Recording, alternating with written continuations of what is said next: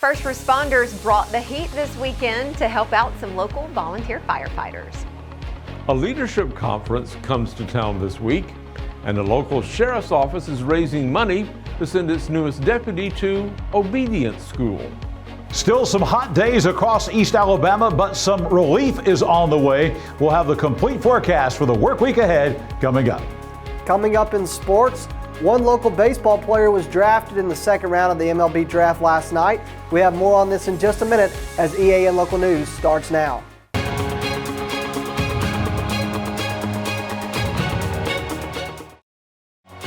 This segment of EAN Local News is brought to you by WM Grocery, located in Heflin, Wadowee, Roanoke, and in Piedmont. Hello, we're glad you could join us. I'm Katie Edwards. And I'm Mike Stedham. Firefighters and police officers from across Calhoun County answered a call in downtown Anniston Saturday, but the only fire was coming from the spices used to make the chili. The event was the Smoke Eaters Chili Challenge, a fundraiser for the Weaver Volunteer Fire Department that featured third-degree flavor from the first responders' kitchens. Anniston Police Chief Nick Bowles, who also serves as a member of the Weaver City Council, says the goal of the challenge was to show support for the volunteers. Fire departments, they don't get funding from all of the agencies or all of the municipalities and counties. The municipal agencies get, Anniston Fire and Oxford Fire. So we just want to come out and support them. This is a great turnout by the Blue Line Foundation. So we just want to come support them and show them that even though, we all have that sibling rivalry between police and fire, that we support each other and we're all in public service together, and we're just a big family out here.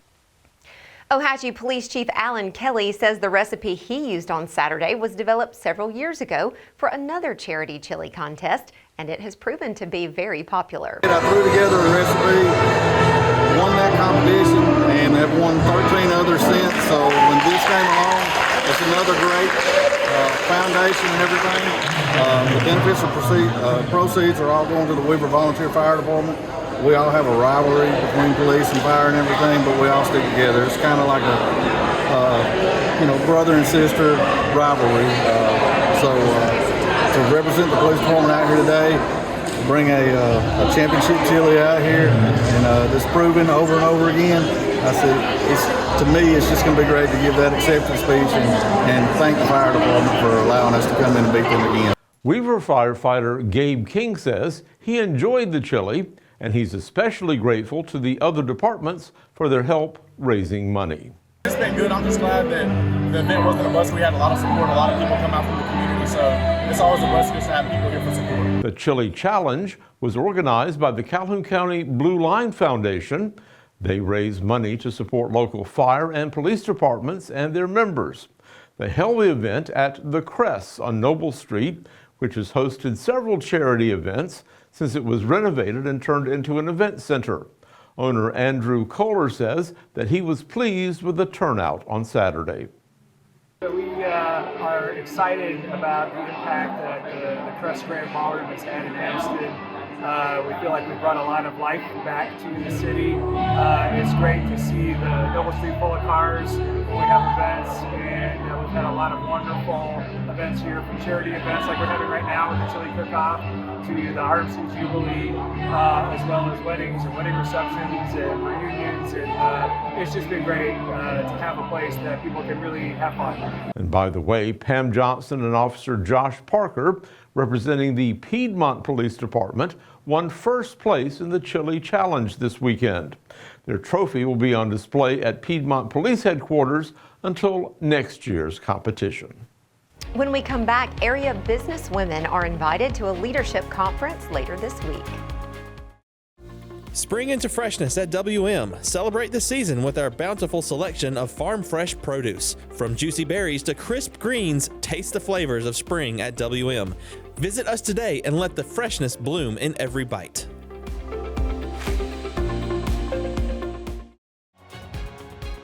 This segment of EAN Local News is brought to you by Waldrop Manufacturing, metal buildings made right here in Calhoun County. The Calhoun County Area Chamber and Visitors Center is partnering with the Etowah Chamber for the 9th annual Advancing Women to the Top program on Thursday. The program is designed to inspire and empower women to advance to higher levels of leadership professionally and personally. Participants will have a chance to socialize and make connections with local businesses and women in leadership. Several speakers are scheduled to share their experiences with those in attendance. The conference will be held at the Coosa Landing. That's at 201 George Wallace Drive in Gadsden from 9 a.m. until 3:30 p.m. Admission is $75 per person, and that includes breakfast, lunch, snacks, and beverages, and wine. 3 sessions are featured, designed especially for women aspiring to leadership by women in leadership. Local women-owned businesses will be on site as vendors. When we return, a new deputy is learning how to collar suspects. For metal buildings in Alabama and the Southeast, Waldrop Manufacturing is your one-stop source. A Waldrop metal building provides the coverage and protection your investments need. They specialize in carports, RV covers, portable buildings, and storage buildings. Stop paying rent for storage. With Waldrop's price per foot, you can actually save money by buying straight from the manufacturer. Waldrop buildings are guaranteed because Waldrop manufactures buildings with U.S. steel right here in Calhoun County. Waldrop Manufacturing, serving the entire Southeast. Give them a call today. This segment of EAN Local News is brought to you by Oxford Lumber. Come visit any of our locations in Oxford, Jacksonville, Talladega, and Roanoke. Cleburne County's newest deputy is a real bloodhound. The department recently added a canine deputy Opie, a bloodhound born in Kentucky, who will be trained for tracking, search and rescue work, and narcotics detection. Sheriff John Daniels says that Opie's duties will also include visiting schools and getting some serious petting. The department has partnered with Hurricane Creek Canine in Roopville, Georgia, to train both Opie and his handler, Deputy Mayfield. That school is sponsoring a fundraiser for the training. Any donations are tax exempt and they may be made directly to Hurricane Creek, not Canine. Oh, cute. I love Opie. That's great. And just in time for the dog days of summer. Yeah, very good, which we are, which has nothing to do with dogs. That's right. Or with the heat. Right. It's purely a star thing. How about that? Yeah.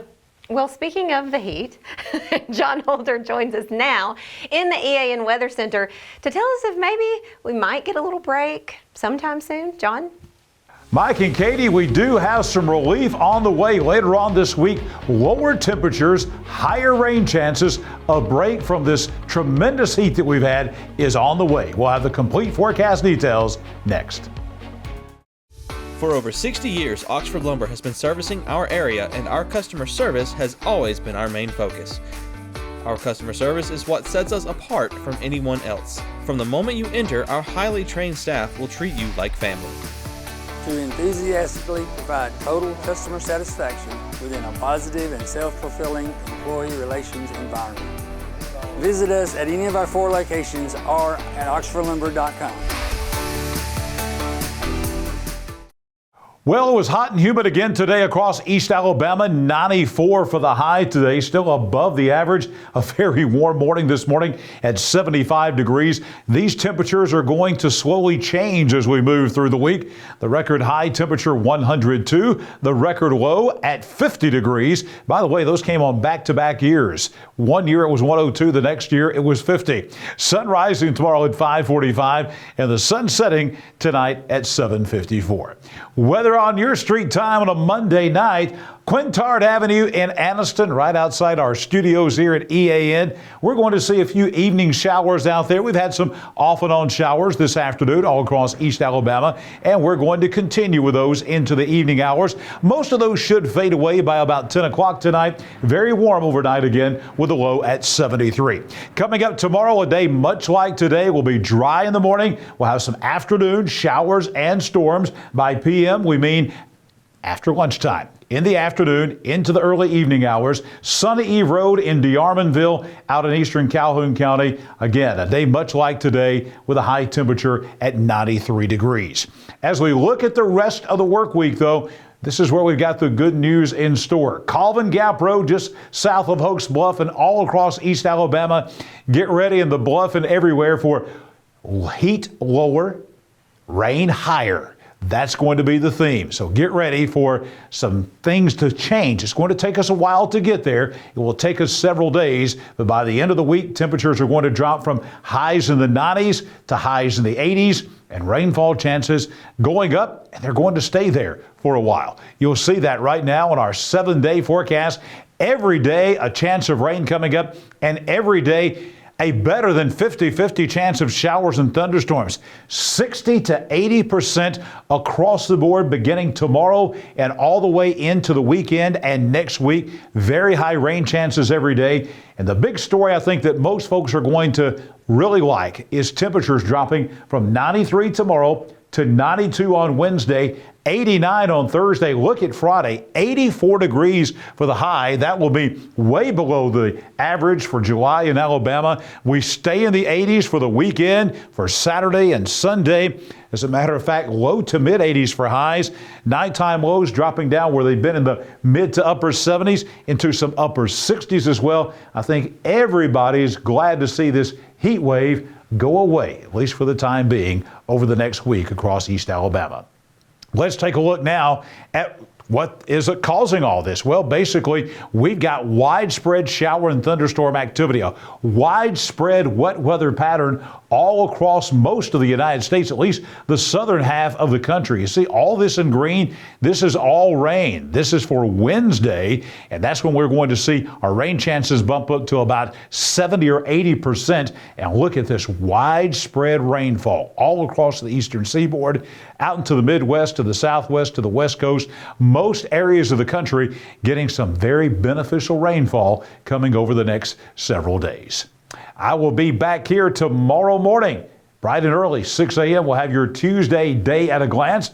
I'll be back here tomorrow evening for EAN Local News as we'll continue to break down the forecast and those high rain chances and lower temperatures for the rest of the work week all across East Alabama.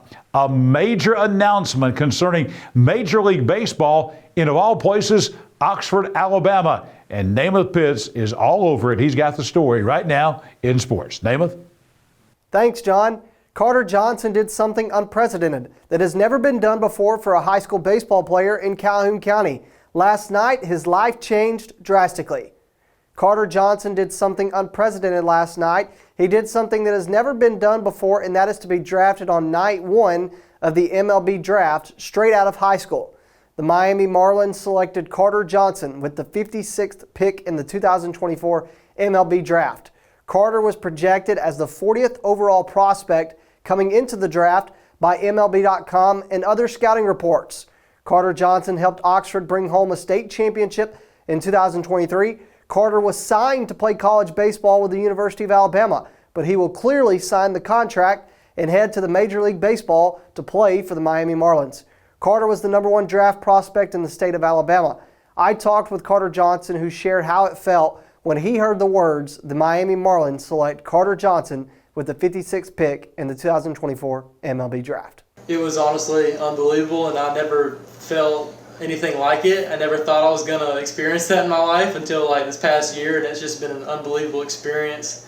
Just all of the people supporting me and helping me get to this moment, and just all the work that went into it, man, it was unbelievable. It was the coolest thing I've ever experienced. Carter Johnson spent hours pacing around the backyard of his grandparents' home as he was surrounded by family, friends, and coaches. He was waiting for his phone to start ringing. The phone call finally arrived, and he walked into the distance with his mom and dad behind him. Carter talked about the moment that his phone began ringing and how it felt to be surrounded by family, friends, and coaches. Well, just on the phone, it's kind of crazy with the draft because like you really have no idea what's going to happen. You don't know who's going to pick you yet, and then you pick up that phone and like, hey, they're going to be taking you, and it was like, whoa, like this is actually happening. It kind of stayed in a little bit. And obviously just having my family, my mom and dad, sisters beside me means the world to me just because of how much support and love they've given me and all the things they've done for me to get me to where I'm at today. And they've been my #1. They've just been my rock to help me get there. So. The last 2 players that played in Calhoun County and burst into the MLB scene were both coached by the same coaches that coached Carter Johnson. Jackson Stevens was coached by Wes Brooks, And Todd Cunningham was coached by Travis Jansen when Coach Jansen was an assistant coach at Jacksonville State. Carter Johnson talked more about playing for Wes Brooks and Travis Jansen. He also talked about what it meant to him to have played for the Oxford community. So just starting with Coach Brooks and Jansen, it was unbelievable because they obviously helped me get here today, and not only just helped my skills get better, they helped me become a better man and just helped me carry myself a lot better, and just everyday life scenarios they help you get better at. And then obviously playing for the Oxford community is pretty special. Just the amount of support they all give to coming to the games and stuff like that, and all the support, it's amazing. Carter Johnson had a great senior year for Oxford. He posted a .364 batting average and hit 21 RBIs. Coming into the 2024 MLB draft, most MLB scouts had compared Carter Johnson to Baltimore Orioles shortstop Gunnar Henderson. Carter talked about those comparisons, and he talked about what the Miami Marlins are getting in Carter Johnson. So just getting compared to Gunnar Henderson is a pretty cool thing. No doubt, he's from Alabama, I'm from Alabama. Left-handed hitting shortstop, pretty similar. But it's really cool to get compared to him, but I'm going to be my own person and try to just get as good as I can be and not really compare myself to others. And the Miami Marlins are getting a winner and just someone that's going to work their tail off to help the organization and just get better as a whole and just bring everybody else around them. That's it for EAN Local Sports. Let's go back over to Mike and Katie. Thanks for the update, Namath, and thank you for watching today. You can find us every weeknight on Facebook and YouTube and on a variety of sites, including our website, the Calhoun Journal, and Newsbreak. Go to the platform of your choice and watch our news, sports, and weather coverage whenever it's convenient for you. We'll see you back here Tuesday for your news on your schedule.